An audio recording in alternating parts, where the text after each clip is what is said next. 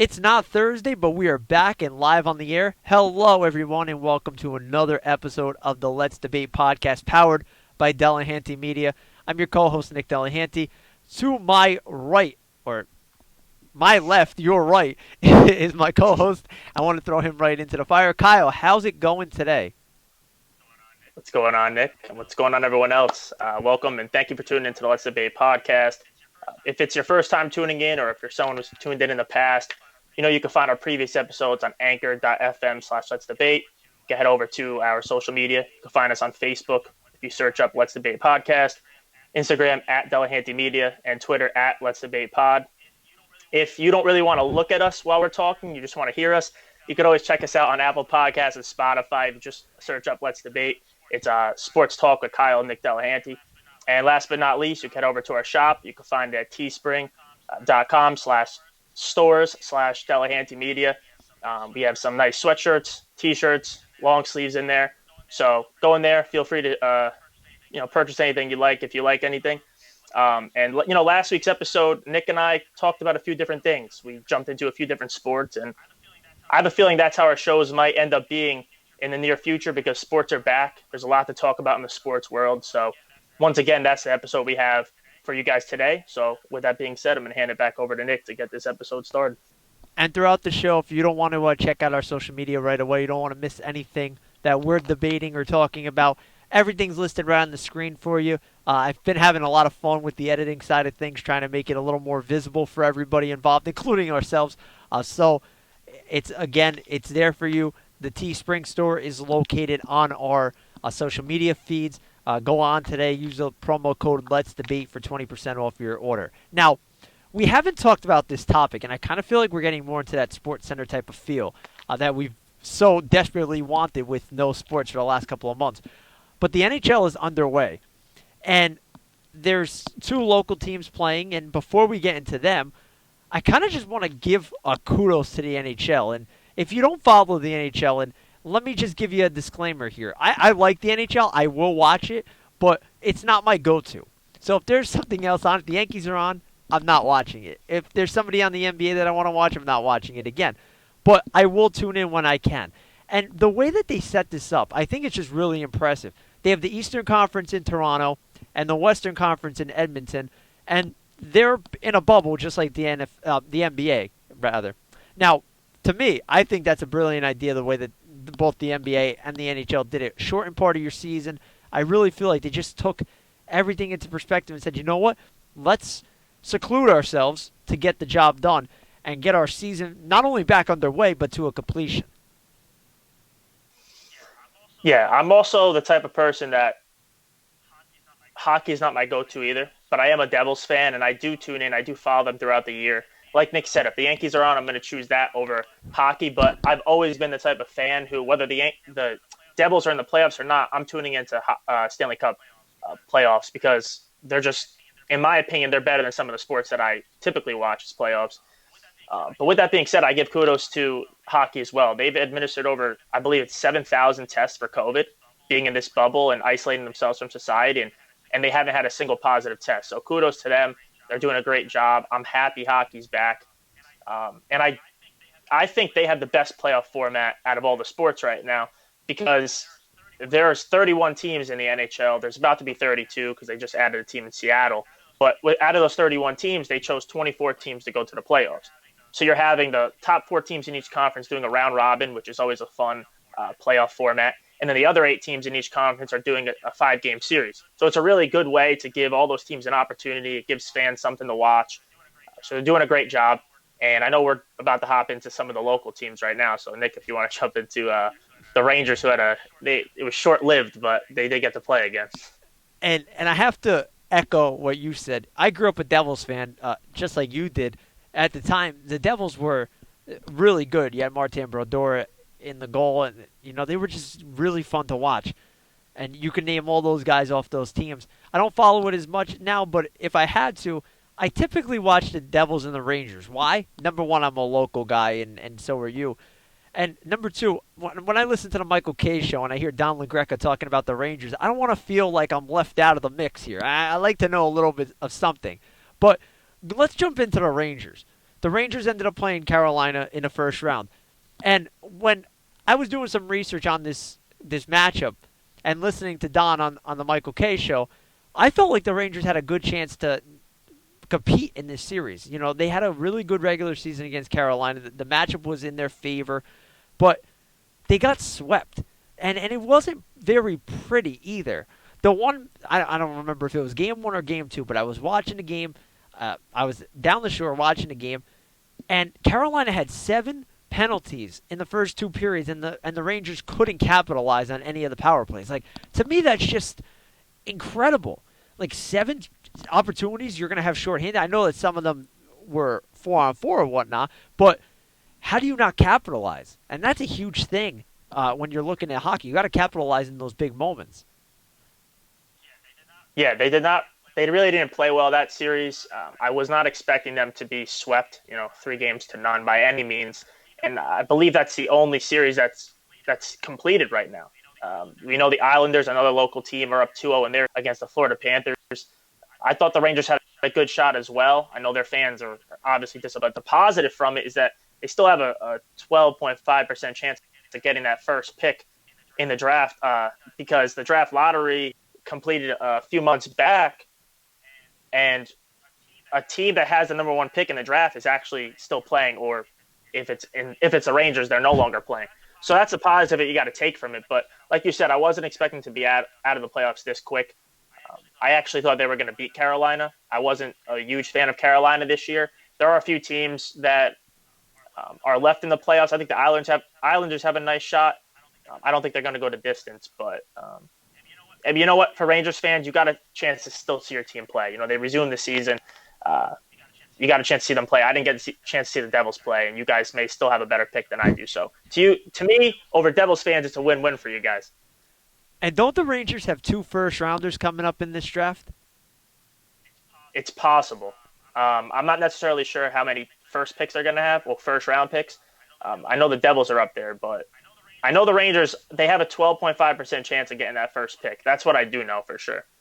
That's a pretty nice chance. Like, you got to play. Yeah, you lost and you struggled, and it wasn't a bright spot, but you still had that first pick to think about. And another topic is Henrik Lundqvist. Now, if you would have told me back when Lundqvist was a young goaltender in the league that the Rangers went through his career with the team, and it's probably over for him in New York, that they wouldn't win a Stanley Cup, I probably would have said you're crazy. I would have thought that they would have found a way to win one with arguably one of the best goaltenders of his era in between the net. Yeah, he's been I personally feel, and I don't know if this is because we're local guys or because he plays in New York, but he's definitely the most popular since Brodeur, I'd say, in the league. I mean, if there's a hockey fan out there who wants to argue that, you probably make a strong case against it. But in my opinion, I feel like he's extremely popular, and it's because of his talent, but also the market that he plays in, playing in New York. But it is surprising, and I think there are some years where you could put the blame on him. I think there's some years you could put the blame on the team and the coaching staff and just the organization in general. They had a chance back in, I believe it was 2013, 2014, when they lost to the Kings. But yeah, it's getting closer to his time. His time's almost up over there, and he's had a great career. I'm not going to sit here and say whether he's a Hall of Famer or not. I don't think I'm that big of a hockey fan to make that determination right off the bat, but I'm sure a lot of fans probably think he's going to be in the Hall of Fame. So he's had a great career. But yeah, a little shocking that he hasn't been able to win one and get a ring on his finger. It's shocking to me, and I'm sitting here and I'm looking at some of his stats. I pulled them up on Hockey Reference because when you brought up the Hall of Fame talk, I think that you make a logical point that he is in the equation, regardless of how you feel about him or whether you're a Rangers fan or not. The guy's played 15 years in the NHL, and from 2005 to, let's say, 2016, the 2015, 2016 season, the guy was dominant from that point of view. And there was only 1 year in that time period where he didn't win 30 games. And that was a year he didn't even start more than 45 matches. So, the guy has been consistent. The guy has been nothing but good. For Rangers fans, he's been like an icon, I would say, for the organization. Like, you think of the Rangers, you think of this guy. Like, for 15 years, he's been around, and Now that he's 38, it's rather disappointing if you're a fan of the franchise because you were banking on the fact that you were going to be competitive because you had this guy. They paid this guy the big money. Why? Because they felt that he was the piece to get them there. And it hasn't worked out. And in sports, some of the greats don't win. Tony Gwynn never won a World Series. He was one of the best hitters of all time.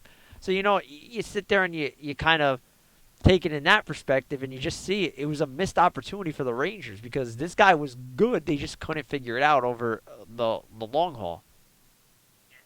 Yeah, definitely. I think he's been the face of the franchise for years now. He's definitely the biggest icon that they've had since I'd say Messier, um, for sure. Because he's the main guy that I think of when I think of the Rangers, still to this day.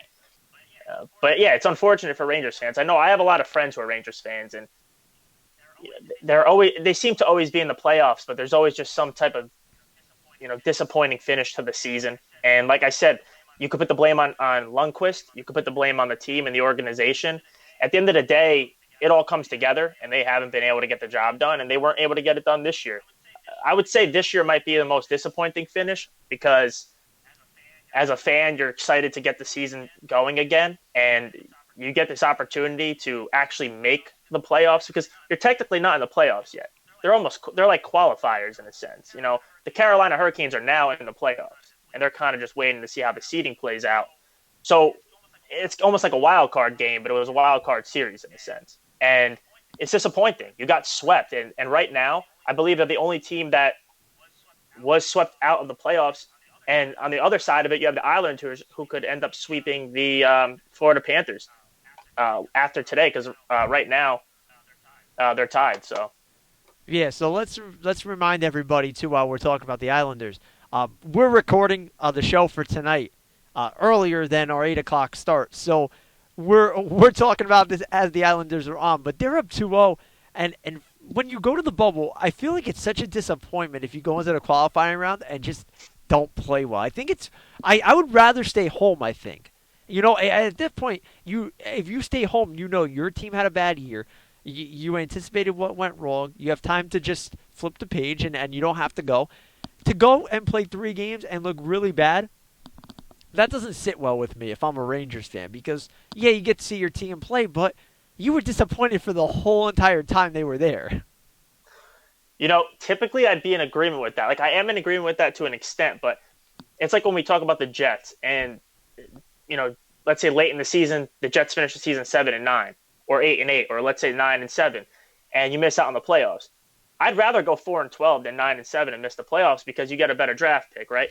In the Rangers case, I think it was good for them to get into the playoffs, or at least these qualifiers, because it gave them an opportunity to make the playoffs and a chance at a Stanley Cup. But they also were going to have a pick in the draft lottery, and they could potentially have that first pick. So imagine winning the Stanley Cup, which this could happen.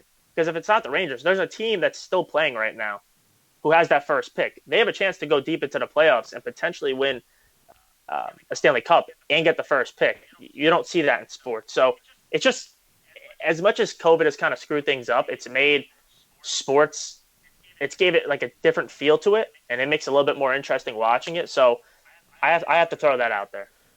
Imagine that you win the Stanley Cup and get the first pick in the draft. I bet all the other organizations would definitely not be happy with that if that ends up happening with one of the teams still in it. But like you said, there was nothing the Rangers didn't lose anything from going. Like they didn't lose anything. They didn't lose draft stock. Like if that pick would have determined where they placed in the playoffs, I think it would have been a little worse in terms of if you make a deep run and lose out. But the Rangers were out. They got a couple more games in. It is what it is, and hopefully the Islanders can stay in it because keep somebody local in it for the time being. That's the team I'll probably end up watching as it goes down the stretches, as long as they stay in it. Yeah, the Islanders are still in it, a local team, and kudos to them as well because I know they're 2 years. It's been 2 years since they got rid of John Tavares. Well, they didn't get rid of him, but he chose to leave the team. He was their guy. He was the face of the franchise, and to lose a guy as good and as big as him, and just 2 years later be in the playoffs. I think they were in the playoffs last year too. Correct me if I'm wrong on that, but kudos to them. Typically when franchises lose their top players, they have to go through a little bit of an adjustment period. and they're in the playoffs, and they have an opportunity to. Well, they're in the qualifiers. They have an opportunity to advance in the playoffs. So, you know what? I'm a Devils fan, but I think I dislike the Rangers more than the Islanders. So, if the Islanders got to do some damage in the playoffs, fine. But you know, I feel like the Islanders are the NFL equivalent of the Buffalo Bills. And correct me yeah, if you think I'm wrong or disagree with that, but I feel like you have the Devils and the Rangers, who are the Jets and Giants, however you may want to spin them. I would probably lean more toward the Giants being the Rangers and the Jets being the Devils at this point. But the Rangers are the Islanders are like the little brother. Like nobody cares about them, and they're in the playoffs and they're doing well. And like you said, Tavares leaves, and they just they continue to roll and try to figure it out. And good for them. Hopefully they go deep. As it goes on, I don't know about you, but I like Sidney Crosby. I know a lot of people don't like the guy, but I like watching him play. I don't know why, I just do. I like watching him, so he's a guy I'll be watching. But other than that, I guess I'll just tune in to tune in. Maybe I'll find a team or a player that I like, and I'll just roll with it. You know? it's funny you say that because anytime I talk hockey with my friends, who, like I said, a majority of them are Rangers fans. There's really, shockingly enough, there's really not too many Devils fans that I know, and I live in New Jersey. And when I mentioned that I'm a huge fan of Sidney Crosby, and I typically root for him in his playoff runs, especially when they get to the finals, they kind of give me a dirty look and they question why I like that because Rangers fans hate Sidney Crosby. It's just a thing. They just don't. They dislike him. But I guess it's because he's so good. But if you ask them, they're going to say he's overrated, which is a lie. He is not overrated. He wouldn't be. First of all, he came up as he was a prodigy, and I feel like he's lived up to those expectations, and he's done a great job. I believe he's won the Stanley Cup 3 times.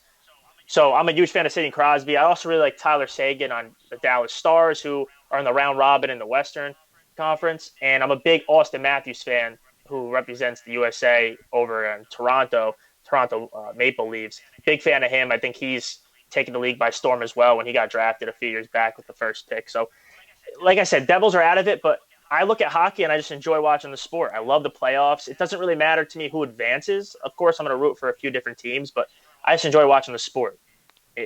I really, really enjoy watching the sport.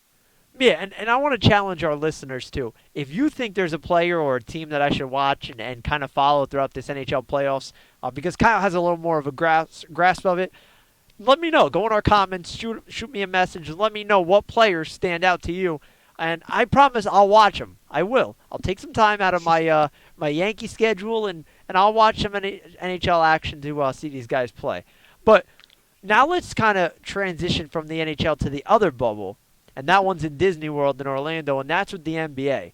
The NBA action's back. I don't know how much of it you've watched, but there has been a lot of exciting games that I've watched either a part of or the majority of, and it's just so cool to see the NBA back, and I just like how it's been played. My personal opinion on it, it's like street ball in a sense at some points. Like it doesn't feel like a typical NBA type of game, but at times it does. It's a kind of a weird balance that they've created. The feel that I'm getting, you could say a little bit of street ball, but the feel I've been getting is that All Star game that we had back in February. They kind of just went at it. I don't know how to explain it. There's just a different feel to it. But I have been watching a few of the games. I haven't been home and I've been working and things like that. But I have tuned into the Lakers games. The first night when LeBron hit that game-winning bucket against the Clippers, I watched that. I saw the Lakers win the other night when they clinched the Western Conference #1 seed. And I do know, as a Nets fan, Nets had a huge win just yesterday versus the Bucks to kind of keep themselves in the playoff race. So it has been cool. And we know some players are stepping up that we didn't expect to step up, and they're carrying their teams right now. And I know we're going to get into one of those players in a little bit. So it's been great. And I'm just excited about hockey. I'm just excited for sports to be back at this point. But obviously, I'm a huge NBA fan, and I'm a huge LeBron fan. So the fact that they locked up that 1 seed, I'm pretty stoked about. Now, before we get into the other topics, you brought up LeBron, so I gotta ask: did you think that the shot before the game winner was a bad take? Um, Because I think it was a bad shot. I don't really. I mean, I feel like sometimes you just got to take the shot. Um, I think even if it was a bad shot, he made up for it. So you got to look at it that way. You're always looking for the positive. I love it. But again, and I was gonna bring it up. One of the more exciting games I got to watch was the Nets Bucks game where the Nets ended up beating the Bucks, and it was kind of a shocking victory, especially given who the Nets don't have in consideration to what their roster could be. And you almost had Giannis go after that guy. I have no idea what his name is. Still, to this moment, couldn't tell you what his name is, but shoved Giannis. They almost had a brawl. It was pretty fun to watch. Jamal Crawford looked good. He got hurt, but he looked pretty good before he went down with his injury. And the Nets just shoot the ball well from outside. I don't know if it was just that game, but they have some guys that could really shoot it from beyond the arc. Yeah, like you mentioned, and we mentioned this when we were covering the NBA's return to play plan and kind of giving our predictions on how we think the season is going to play out. The Nets don't have their main guys. They're without Kevin Durant, which they've been the whole season. They're without Kyrie Irving, which they've pretty much been throughout the whole season. They're missing their key guys, but this is good experience for their younger guys, just like last year in the playoffs was. And I think all Nets fans are in agreement here. You want to see them do well, obviously, as a fan, but you don't really have expectations for them to do well and make an actual playoff run. It looks like there's a good chance of them locking up the 7 or 8 seed. I think for sure it's going to be between them or the Magic because it's a 3-team race right now. 7 teams, I believe, oh no, 6 teams in the Eastern Conference are locked into the playoffs. And then you have the Nets and the Magic sitting there at 7 and 8, and the Wizards are right on the outside. But I just don't think there's enough games for the Wizards to really make a run here. Like, they would have to pretty much win out. So it's going to end up being Nets or Magic locking up that 7 or 8. I don't give them much of a chance against the Bucks in a series. If, let's say, they get the 8 seed, or if the Raptors lock up the 2 seed. But it's like still exciting to see them play. And but I'm really looking forward to next year with the Nets. Oh yeah, the excitement's going to be brewing in Brooklyn. You add Durant, you have Irving. If they're healthy, they're going to be a team to watch next year for sure. And like you mentioned, the top 6 seeds are all locked in. You could still fluctuate some of them, but here's how it sits right now: the Bucks are the number 1 seed, 5 games up on the Raptors. Then you have the Celtics at 3, the Heat at 4. Indiana's only a game behind the Heat. They're sitting at 5, and then you have the Sixers in the 6th spot. The Nets and Magic are essentially in. The Wizards are 7.5 out right now, so they're kind of done in terms of how much time they have left. It's only a matter of if they're going to be the 7 or 8 seed if you're Brooklyn. Right. Yeah, and like I said, I don't think it necessarily matters because I don't give them much of a chance against the Bucks or the Raptors, or if who's the third team, the Celtics, if they jump into the 2 spot. I don't think it's going to make much of a difference. But if you move over to the Western Conference, same thing. There's 7 teams locked up over there, and we know that the Lakers have locked up the number 1 seed. So they're just kind of waiting to see who gets that 8 seed, and that's going to be the team they're going to eliminate. Yeah, exactly. Right now you have the Lakers and they locked up the 1 seed. You have the Clippers, then followed by the Nuggets. You have Rockets, Jazz, Thunder, and Mavericks. They're all going to the postseason, and then it's essentially. And let me just do the counting for you. You have the Grizzlies, who are currently in the 8 seed. They are a game and a half up on Portland. Portland's had some ups and downs. There's a guy on Portland I want to talk about in a little bit. We'll get to that. The Spurs are 2 games out, and then the Pelicans are 2.5 out. And then you have the Suns, who are only about 3 games out. So right there, essentially, all those teams are still in the mix, and that's not even considering the Kings, who are 23.5 back, but they're only 3.5 out of the 8 seed. Hey, you know what? I'm glad it's like that. I'm not giving that 8 seed much of a chance against the Lakers unless something goes drastically wrong for them, because they've been playing lights out too. I mean, maybe not score-wise, but LeBron's been playing at a high level. AD had over 40 points the other night, pretty much carried the team to victory. So it's exciting to see that playoff race. But I hate to be the Debbie Downer, but I don't think it matters who gets in there. For their fan base, it's great. You want to see your team in the playoffs and have a chance to compete. But the Western Conference, I think, is going to be a little bit more competitive than the Eastern Conference. And I've said it in the past. With that being said, the playoffs this year in the NBA are wide open compared to the past years. So that's exciting in itself. And I guess as a LeBron fan, I know you guys are probably tired of hearing me talk about LeBron. It comes out of my mouth a lot, just like Jamal Adams does. And we talked about that last week. But for LeBron and the Lakers, this is big for his legacy because it's been for years and years he wouldn't be able to get through the Western Conference. And now at 35 years old, going through a pandemic, he locked up the 1 seed. So he's taking care of the Western Conference pretty nicely, I would say, so far. I would have to agree with you there, but now my question to you is, say the way the playoffs are now, isn't there that 8 and 9 seed playoff, that little playoff if a team's within 3.5 games? I'm Yeah, it's. I know what you're talking about. I don't know the exact number. I think it is 3 or 3.5. Like, it's definitely max three, but it has to be fewer than four or something like that. Look, it looks like we're going to run into that, which is awesome. It's pretty much a playing game. It's going to be between that 8 and 9 seed. The winner moves on, and the loser goes home. So the way it's looking right now, if the season ended today, what's it going to be? It's going to be Memphis versus Portland, If I the believe. season ended today, you would have all those teams within 3.5 games. So I guess it would be the 8 and the 9 seed. But so it would Yeah, be Memphis and Portland, and what it would be a 3 game series. So essentially, well, it actually it's a 3 game series. it's essentially Oh, I know what you're talking about. essentially it's a 2 game series because what would happen is if you're the Grizzlies, all you'd have to do is win game one and you're in. If Yeah, you're Portland, you have to win game one and then win game two. So I essentially, guess. it's a 2 game series. But it would be a little bit more interesting, and that's going to definitely happen the way it's going. It's going to be a matter of the teams who are going to be in it.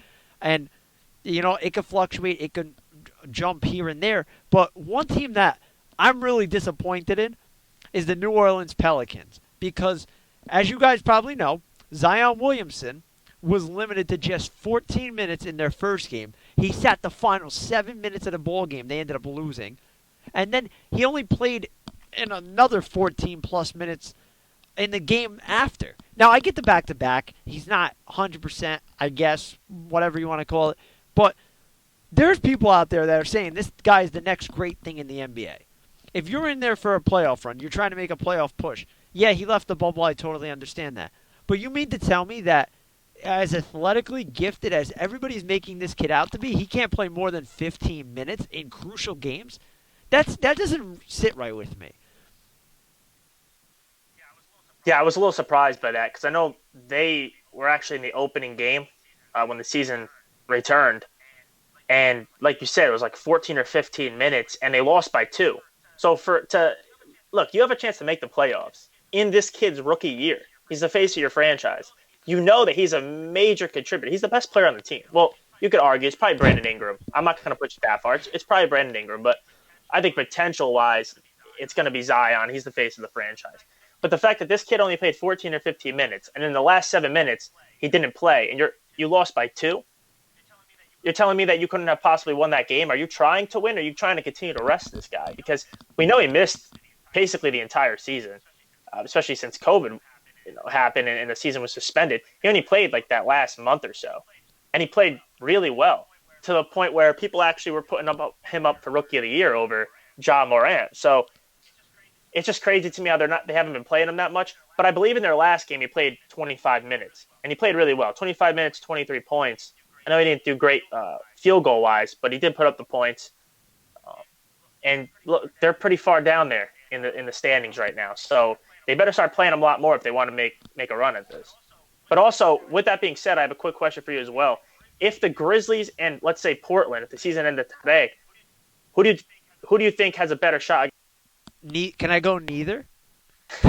No, seriously. It could go neither. Seriously, can I go neither? Because I think the Lakers, regardless of who gets in, I thought the Pelicans were going to be their toughest opponent. I didn't think that we would be in a situation where the Pelicans would basically tank for no reason with Zion. I think it's embarrassing that he only played in 29 minutes in 2 games.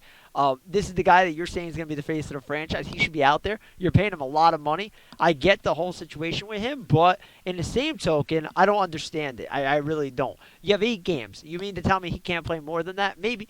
If you had to go 20 to 25 minutes, I understand that. But to sit the final 7 minutes of a crucial game and lose by two to a team that's ahead of you, that's unacceptable. Do you personally think any of these teams could even beat the Lakers? No, that's what I was saying. I don't think it matters who gets in there, but I think Portland's a better team than Memphis, especially now that Jaren Jackson is done. He's not playing. I think that Portland has a better chance. Portland made a run last year. You have guys like Damian Lillard, McCollum. Like they have a nice team. Um, they're not the Lakers, but who knows if they will put up a nice series against them. And it's like we mentioned in previous episodes, the way that the games are being played due to COVID, You have no idea if one of these players is going to go down, not with an injury, but testing positive, and that could completely change a series. So I think Portland has a better chance of going deeper. Um, but and not to jump back to Zion, but I'm going to have to. I think the only reason that they've limited his minutes is because they're being as cautious as possible with this guy. I understand he was coming off of an injury with the season. Like, I believe he came back in January or February. They were being cautious with him, and even at the time when he came back, but he just had months and months to get himself back together. It's time to let the guy take the leash off of him, let him go, let him play. And he was frustrated by it because that's how we know about it. He was vocal about it. He was upset that he didn't play those minutes, and then I think they listened to him and they let him play 25 minutes the other night. Yeah, it's amazing. And going back to his game logs, the last game that they played was March 8th at Minnesota. He played 30 minutes. He played 30 minutes in every single one of their games from February 23rd to that March 8th span. So I don't understand what the big deal is to hold this guy back. I just don't. It doesn't make sense to me. And I have to mention it because it's hilarious. For the second time in his professional basketball career, he lost a shoe during the game. I didn't even know that. I wasn't able to catch the game. But I don't know. Maybe he needs to. They need to figure out a new shoe. Maybe they're gonna come out with a new invention for Zion. It's not gonna involve Velcro. It's not gonna involve laces. It's just gonna be some type of other shoe to protect this guy. Because listen, he's getting lucky right now. He got real lucky with that game against Carolina that he didn't blow out his whole ankle or tear his ACL or anything like that. So he's got to figure that out, or he's going to have a career-ending injury or a serious injury. Yeah, I already told you. I think he's not going to be long for the NBA. I don't think he's. I don't think his body's going to hold up. Greg Oden 2.0. Here we go. Now let's jump to the Eastern Conference, shall we? Because there's a guy in the East that it's just amazing me how well he's been playing. I'm going to pull up his stats on the screen. His name is T.J. Warren. In case you don't know who this guy is.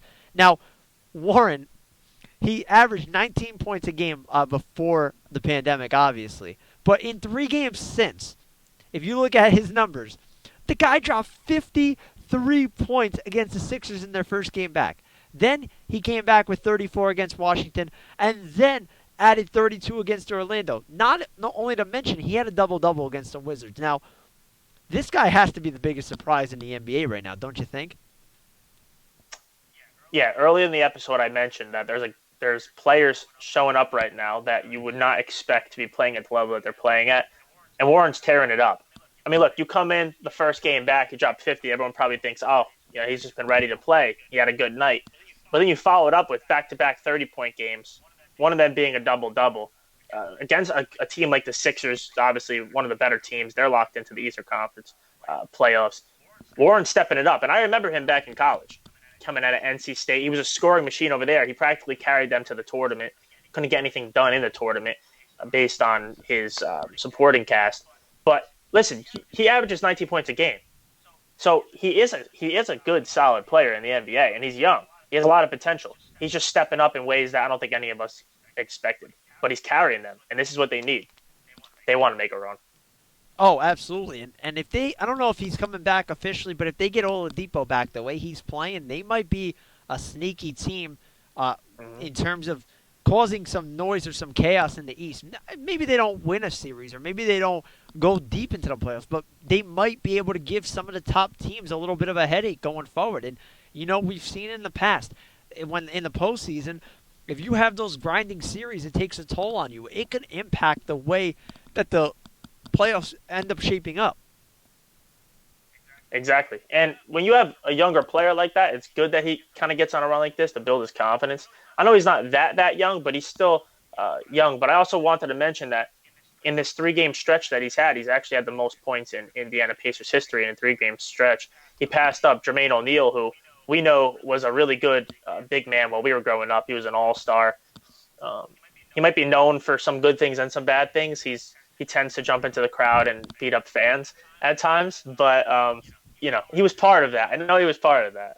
You didn't know he was part of the of that whole thing with Ron Artest, the malice at the Palace.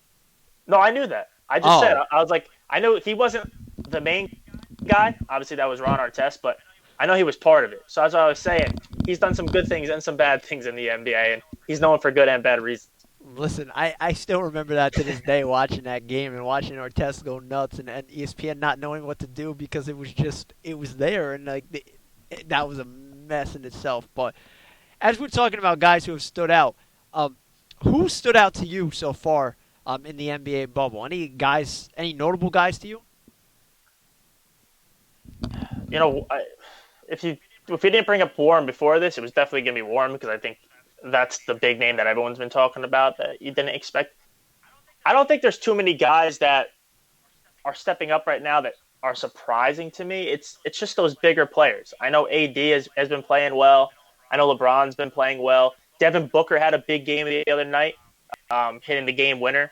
So um, besides Warren playing at his level, I feel like he's kind of in a conversation of his own right now. But what do you think? In terms of guys who have stood out to me, Warren is number one, obviously, because of how he's been playing. But I look at Devin Booker. I love that. I absolutely love him. I think he would be a perfect fit somewhere in New York. I think if the Knicks could get him, I know they stink at getting the top guys on the market, but I think that he would be an absolute star anywhere other than Phoenix. I think that that's a disservice to him in his career. I look at Cam Johnson. You know, I hate to go to the Tar Heels here, but Cam Johnson has been really good at the bubble exhibition play, even in the regular games. Had 19 against Dallas in a win. Played 40-plus minutes. He got actually inserted into the starting lineup.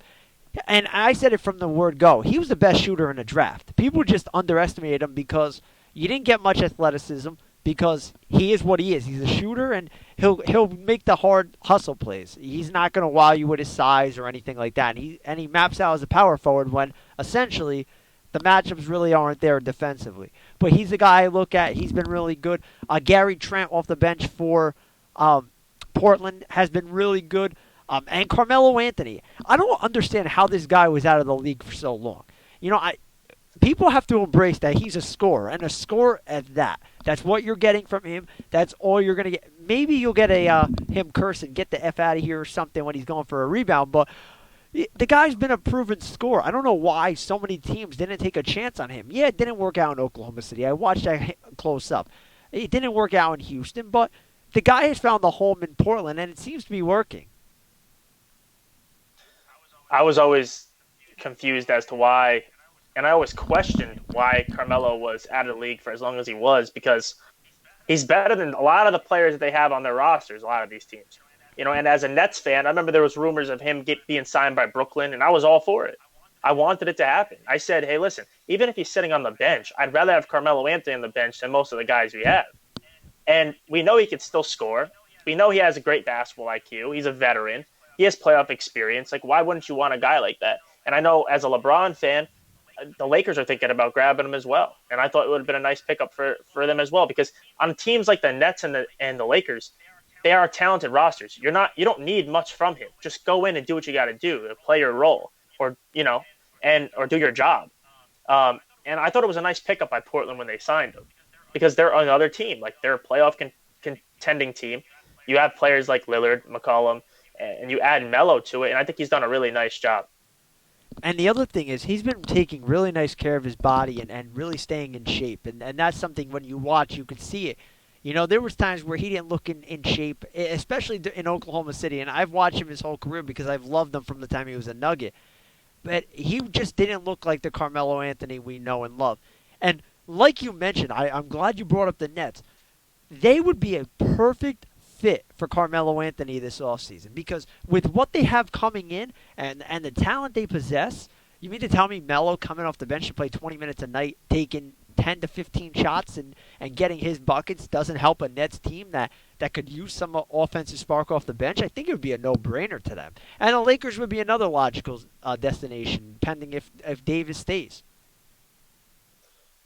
Yeah, the part that you mentioned about Melo and like how he's been in shape, I think that goes to show because he's fell into a situation for the first time in his career where, look, he was a superstar. He was one of the faces of the league for a long time. A lot of times, and it's expected and it's understandable. He let it get to him, right? You're kind of untouchable. You're invincible, and then you go through a phase where you're not being picked up by these teams or you're being cut by these teams, he had to kind of assess his situation and say, okay, I need to do something because what I've been doing is not working. I need to get in shape. I need to improve my game. And that's why he was picked up. Portland gave him a chance.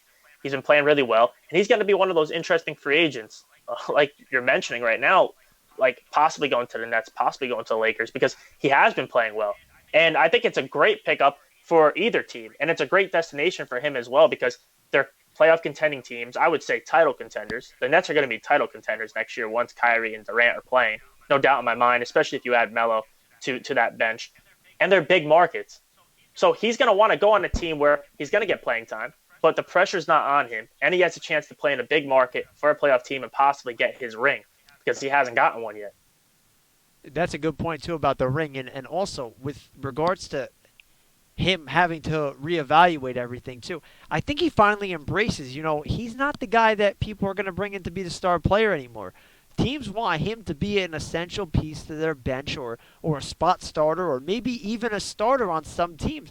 But the situation always prevails. And if you find the right situation, it's going to work out for the player. And you see it in Portland. It's a right situation. They have a lot of talent. He's not the number one. He's not the number two. Heck, you could probably make a case he's probably not their three. But he is another option they could go to. He's reliable. He wouldn't be a number one or a two on the Nets. He wouldn't be a one or a two on the Lakers. And I think that if you're a contending team next year and you think you have title aspirations, getting this guy in the mix is a no-brainer. There should be 12 to 15 teams knocking at his door this offseason saying, Melo, come play for us. It's a no-brainer. And if he has that mindset, I want to win, I'll do whatever I have to win, he is going to be one of the most valuable players in the NBA. And I think he's going to be one of those players because he's doing it right now. Why would he change that? He's doing it now and it's working, and people are obviously noticing this. I'm telling you, it's going to be one of the more interesting free agency signings that we're going to see this coming off season. And as a Nets fan, I'm hoping he lands in Brooklyn. I wanted him from the start. Now he's shown me he could actually play, and he's embracing that role. I'm all for it. They got to go out and get him because I do want to add pieces to the puzzle that the Nets already have. It makes total sense for them to add pieces, and a guy like Carmelo Anthony has shown that he's not washed up, and the amount of time he spent away from the game, I think was good for him. I think it was done by the NBA. I think he definitely was one of the top players to play in the game. I think he deserved a spot on a roster, but overall, it adds up, and he's back in the league, and he's thriving, and it's good to see because Melo is one of those guys that you kind of just root for ever since he came out of Syracuse. Now, the NBA playoffs rolling closer. What are you looking forward to in terms of watching the NBA? Anything standing out to you? As I know you mentioned you want to watch your boy LeBron, but is there anything else you're keeping a close eye on here as we inch closer to the playoffs? I don't think there's much more to watch than what we're already watching, if that makes sense, because we mentioned how the playoff races are right now. We know the Western Conference is a little bit more wide open. The Eastern Conference is pretty much closing. So we know how that's going to play out. So it's going to be interesting to see how the Eastern Conference plays out once they get into the actual playoffs, because I do think as much as the final spots are closing, I think it's still a wide open conference. I think the Western Conference is also wide open. The exciting thing I'm looking forward to is if we get that 8 or 9 game, basically that little tiny playoff series to see who that 8 seed is, and then how the Western Conference plays out. Overall, it's going to be wide open. I think it's going to be exciting to watch. And an interesting part of this is going to be if any of these players test positive for the virus, because that's going to change the entire landscape of the playoffs depending on the player and which team he's on. What do you think?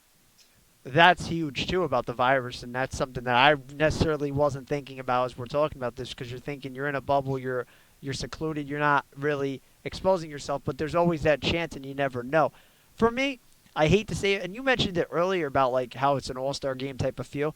I feel like we're starting to get closer to that fourth quarter of the all-star game where everybody tries to play hard and win, and I just can't wait for the playoffs. I want to fast forward these kind of exhibition games. They've been fun. I've been enjoying them. But in the back of my mind, I'm thinking to myself, if LeBron loses this game, it doesn't matter. The guy's going. He's the 1 seed. If the Clippers lose this game, it doesn't matter. Like for some of these teams, they don't matter. So I want those games where they're actually playing against another team in a playoff series where we actually have something on the line. So that's what I'm looking forward to. I'll watch obviously these exhibition games to keep up with everything, but I'm looking forward to the games that count in the playoffs, and I want to see how the breakdown of the playoffs happen because I think it's going to be an interesting battle on both sides. Yeah, exactly. And I guess before we jump into football, the last thing I'll ask is, are you sticking to your finals prediction? Yeah, I'll stick to my finals prediction. What about you? Yeah. You had Clippers Bucks, right? Clippers Bucks, yeah. I had Lakers Bucks. So we'll have to see who wins that. Maybe we'll have to place a bet on that between the both of us. See who wins We'll have that to one. put a friendly wager, and then when the Bucks lose, we'll both be like, "Oh man, this isn't good." Well, then would we both win that or would we both lose? Because no one's really losing at that point. Nah, I think We'll you'd have have to to figure get it out. both of the finals teams right. Well, yeah, well for sure, but okay, all right, we'll get into it another How day. about this? We'll let our viewers kind of help us with the stakes here. What should be on the line here for this NBA playoffs bet? Give us some ideas. We'll throw some ideas out during our next show.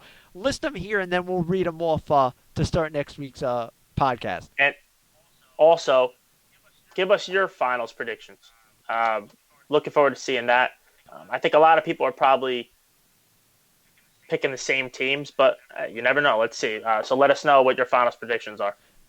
Now, let's take this final segment of the show into the NFL, and the teams are starting to report to camp. And before we get into the whole coronavirus situation, there is a brief topic that I do want to talk to you about. And I didn't mention to you before because I want your realistic thought process on this. What do you think about Tom Brady in Bucks gear? Now that we actually have seen him with the team and throwing, I want to know what you think about this. It's weird. It's not something that I haven't experienced before though, because it happens in all sports. It was weird to see Peyton Manning in a Broncos uniform, right? Because we always saw him in a Colts uniform. It was weird seeing Albert Pujols in an Angels uniform because we always saw him in a Cardinals uniform. So, and I think you go back a decade, it was weird to think or even see LeBron in a Miami uniform because we always saw him as a Cavalier. So it's something that just happens in sports. I don't think any of us ever thought that Tom Brady would be in a different uniform. I know it became a little bit more likely the past few years, especially going into this offseason. And due to social media, living in 2020 and the generation and society that we live in, we're able to kind of see things before they happen between photoshopping and the way people are able to make things happen technologically.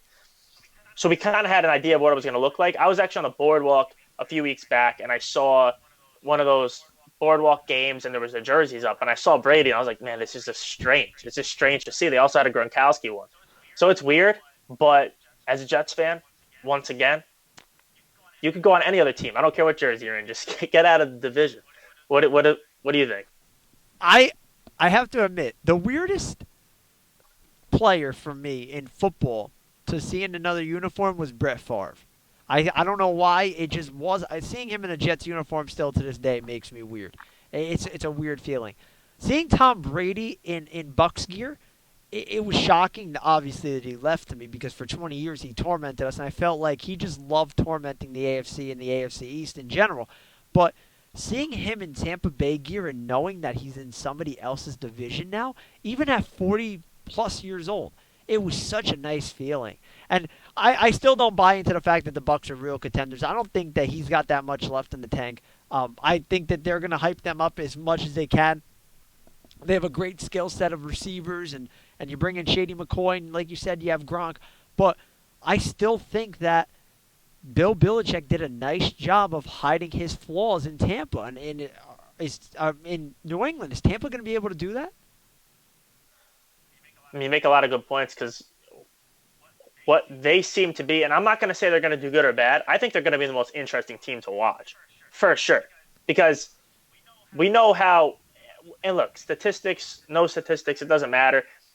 We know how valuable Tom Brady is. We know what he brings to any team that he's on. So it's going to be interesting to see how that plays out. But they also have a lot of big names, right? You have Shady McCoy, you have Rob Gronkowski. But at the same time, these are veterans now. Are they going to play? Like, yes, their name holds a lot of weight, but is their play going to? I don't really know. So it's going to be interesting to see how that plays out. Um, but I know I'm going to sound repetitive. As long as he's out of my division, I'm fine with it. I don't care.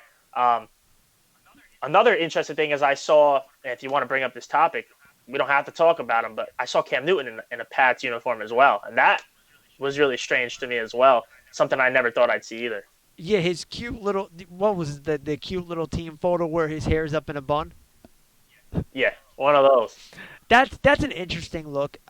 It's not as weird as Brady, but it is weird because we're so used to seeing him in a Panthers uniform. But like nobody realizes, nobody really talks about it. But the NFC South is not an easy division. Like Tom Brady's not going in there and going 15-1 or 14-2 and beating up on the Jets and the Bills and the Dolphins. He's playing against Hall of Fame quarterbacks in Breeze, a Hall of Fame caliber player in Matt Ryan. You know, I'm not Tampa Bay. I keep saying Tampa Bay, but Carolina's better. They got McCaffrey. They're not going to be a slouch. You know, so it's not going to be a cakewalk. I hope that Cam Newton really doesn't work out in New England because, you know, that would really be terrifying for me as a Jets fan. And you know, we just had Brady for 20 years. We need them to have a quarterback drought. Yeah, we definitely do. You know, I think Cam Newton could still bring a lot. I think he still brings a lot to the table. You know, he's, in my opinion, I know he hasn't really played like it, but if he plays the way he used to, he's a superstar in this league. I'm not saying he's going to win a Super Bowl, but now they're playing under Bill Belichick, so anything's possible. Him in that Pats uniform just doesn't look right to me. You know, just like Tom Brady in a Bucks uniform doesn't look right to me. You know, but talking about Tom Brady, the big thing for him, and it's the first time in his career, I'm going to say, it's going to be week in and week out in that division where every game is important because you're not running into the bad Jets, the bad Bills, and the bad Dolphins anymore. It's not a cakewalk into the playoffs. You're versing the Saints, who we talked about Madden the other day. They're the highest rated team. So according to Madden, they're the best team in the league. Um, Atlanta, we know the veterans that they have. They added quite a few nice pieces to their team in free agency this year. Guys like Gurley, um, the defensive end, I forget his name, Dexter Fowler. They added some nice pieces. And then Carolina, listen, it's hard to say what Carolina's going to do because you have Teddy Bridgewater in at QB now. We know McCaffrey's a stud. They've had a lot of changes. They lost a lot of guys.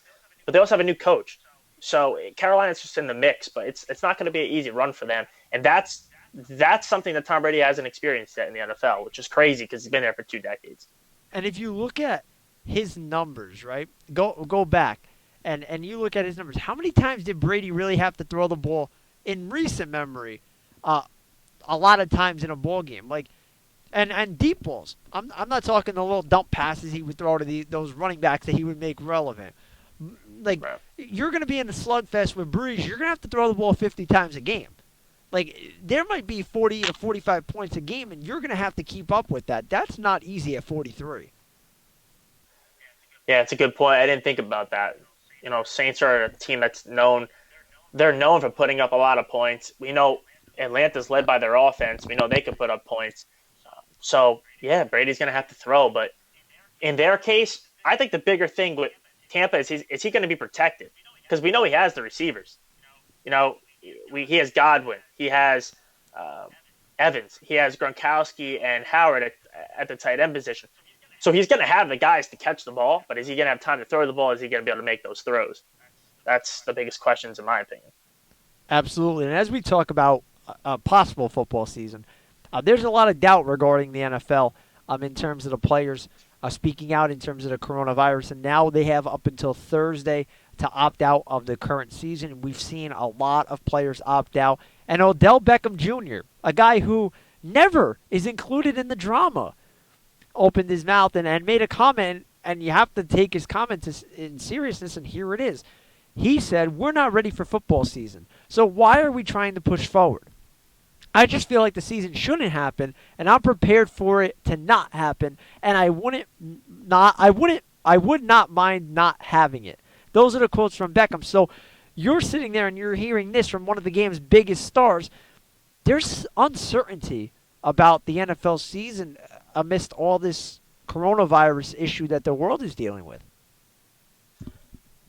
He also said in the article that I read, he mentioned that this is basically just the owners being greedy and not treating the players as human beings, and it's all about their money, right? And I guess the reporter questioned and said, "Well, if the NBA is doing it and the NHL is doing it, and they're doing fine, right? I know the MLB has had some positive tests, but the NBA and the NHL have not."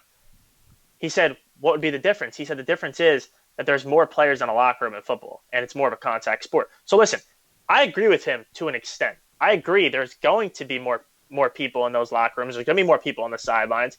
It's more of a contact sport. So it is very possible for the virus to spread, or for some of them to test positive for having the virus. But the NFL, they've had the most time to figure out a plan on how to get around this and to make a season turn out to be successful. I mean, they haven't had to deal with this. There was no, we need to get a season started. There was no, we need to resume our season. Their season ended at the perfect time, and then the virus hit. So it's up to Goodell and all the owners and the NFLPA to figure out how to keep these players safe and to keep them healthy and to be testing negative. So I want to see football. I think if the NBA and the NHL could do it, there's no the NFL is going to start. I should put it that way. It's definitely going to start. They're at least going to give it a shot. You'd be dumb to not give it a shot. And then as the season progresses, you figure it out. It's not a situation where you have to play every other day. You're playing once a week. So if they have to find ways to limit practice and keep these guys away from each other just to play on game day, then they're going to have to do it. So that's kind of my initial thought on it.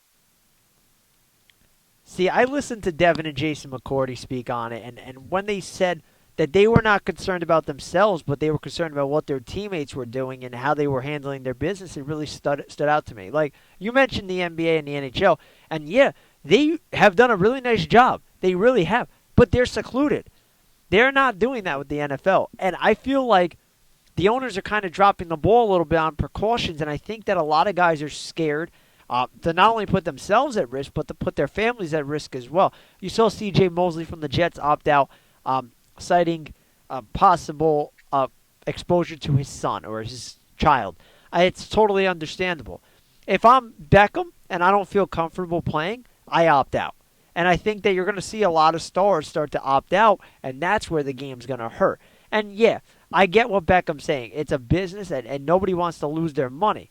You totally and wholeheartedly understand that. And I'm sure these guys don't want to give up their salaries because of the virus. But I think that, like you said, the NFL and the NFLPA have to come together and figure out, this is how we're going to keep this going. This is how we're going to keep everybody safe. And until then, and I know they keep pushing up the opt-out date because they're afraid guys are going to just say, you know what, forget this.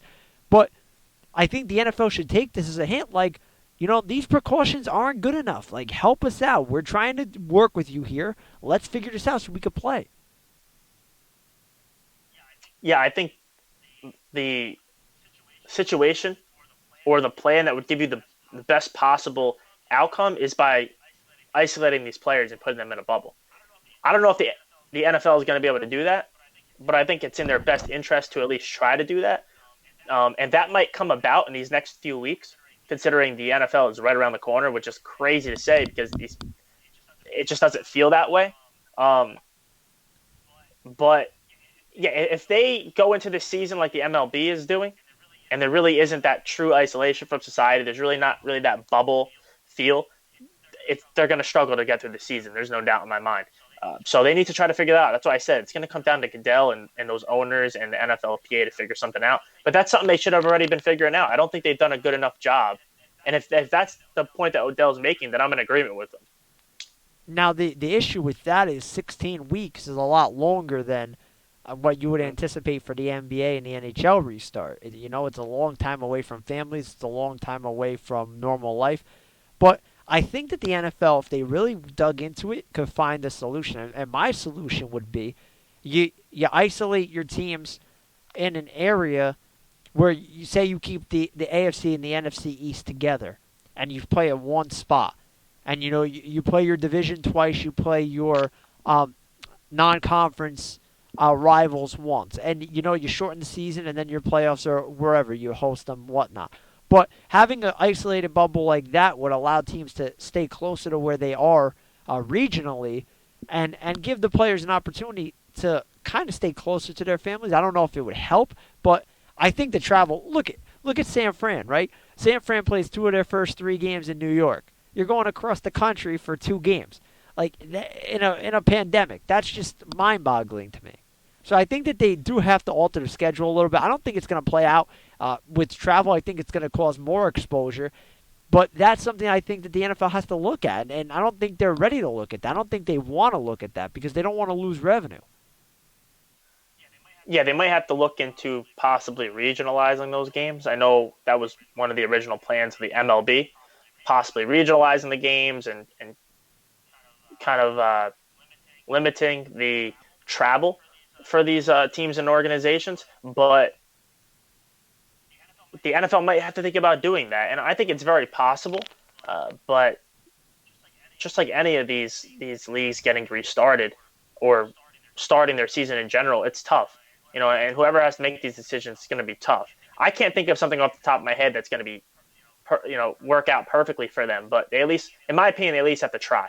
They have to at least try to restart the season or start the season in their case. And I hope that they do. I hope they do too.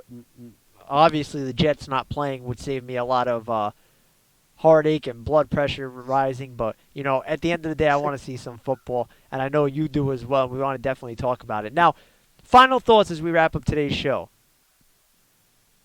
No, it's back-to-back weeks where we're covering a few different topics, and it's been fun. It gives more of that Sports Center feel, and we know sports are back, and we enjoy watching multiple different sports, so why not talk about them? And I think each week it's been a lot easier to think of topics to talk about because news has just been floating around.